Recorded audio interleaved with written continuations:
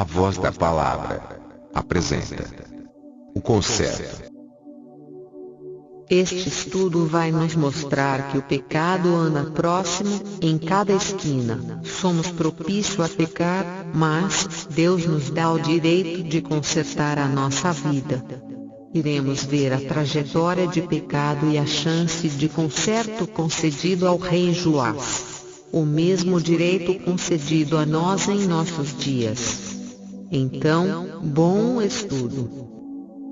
Joel capítulo 1. O profeta Joel. Joel, na qual o nome significa o Senhor é Deus. Suas referências ministeriais indicam que ele era profeta em Judá e Jerusalém. Sua aproximação com os sacerdotes indicam que ele pode ter sido um profeta sacerdotal. Seu ministério foi exercido depois de os exilados terem voltado a Jerusalém e reedificado o templo.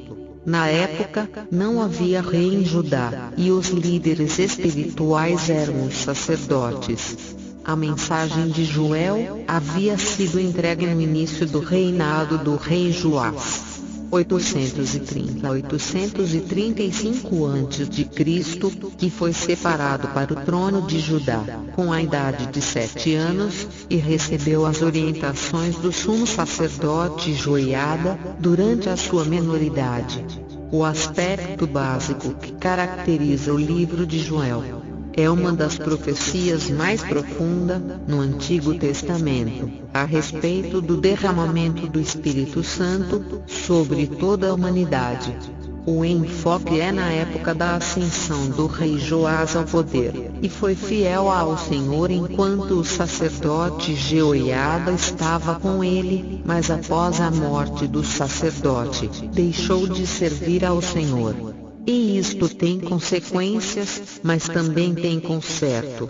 Vamos à sequência do pecado à vitória, então vamos à história.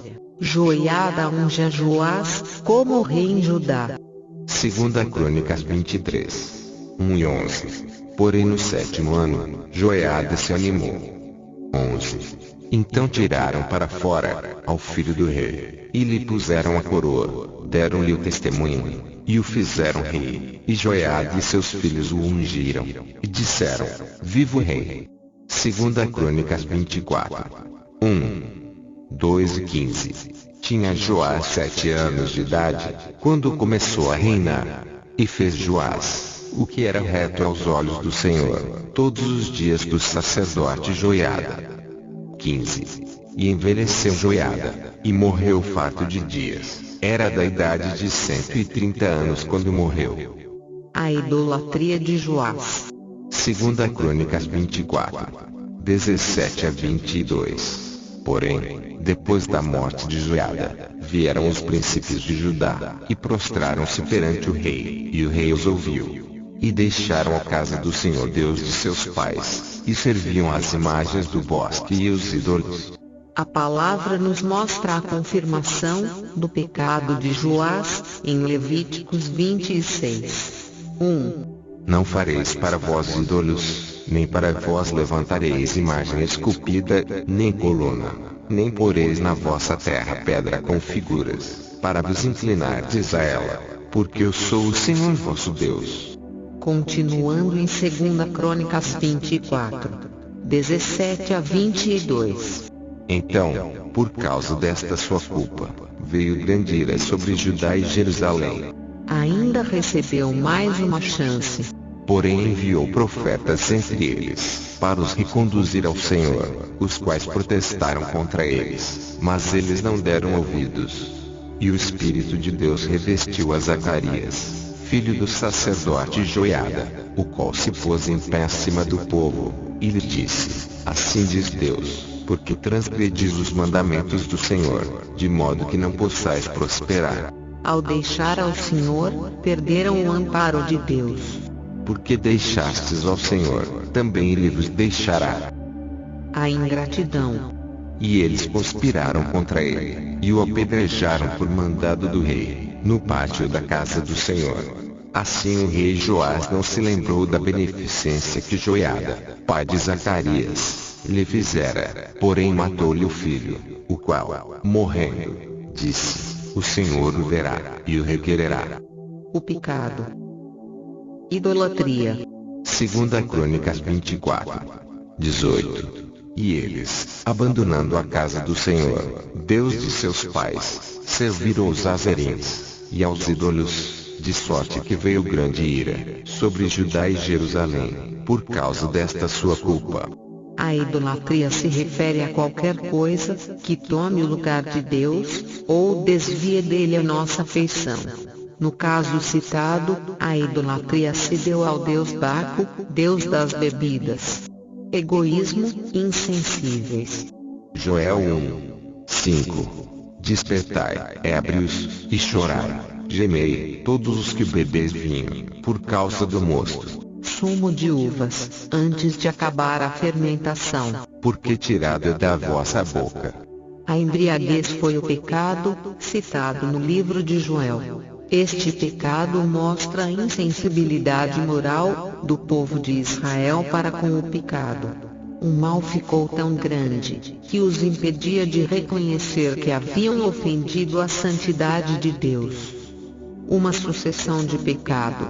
Com a distância de Deus, aumentaram todos os problemas. E para toda ação tem sua reação. As consequências. Falta alimento. Uma vida sem Deus, a terra morre. Joel 1, 10. O campo está assolado, e a terra, triste, porque o trigo está destruído, o mosto se secou, o óleo falta. Falta alegria. Não há mais motivo para a festa. Joel 1, 16. Porventura o mantimento não está cortado de diante de nossos olhos. Alegria e regozijo, da casa de nosso Deus. Não há mais pasto, só deserto. Deus permite o deserto, para que no meio do nada, aconteça a reflexão dos nossos atos. Joel 1, 20. Também todos os animais do campo, bramam a ti, porque os rios se secaram, e o fogo consumiu os pastos do deserto. O convite para se converter. Deus, mesmo assim, nos chama para o arrependimento.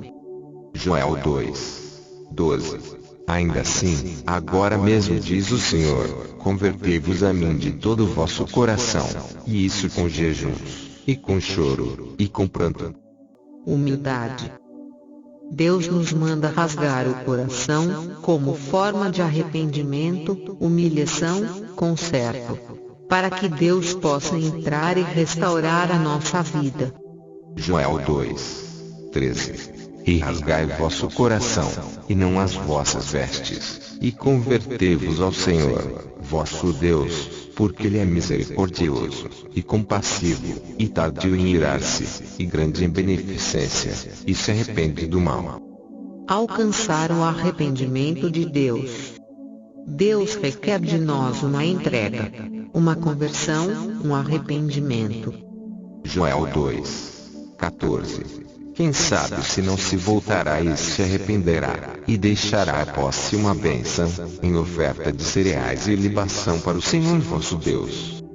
O profeta impõe corações contritos e quebrantados. Os sacrifícios para Deus são espírito quebrantado. A um coração quebrantado e contrito não desprezarás, ó Deus.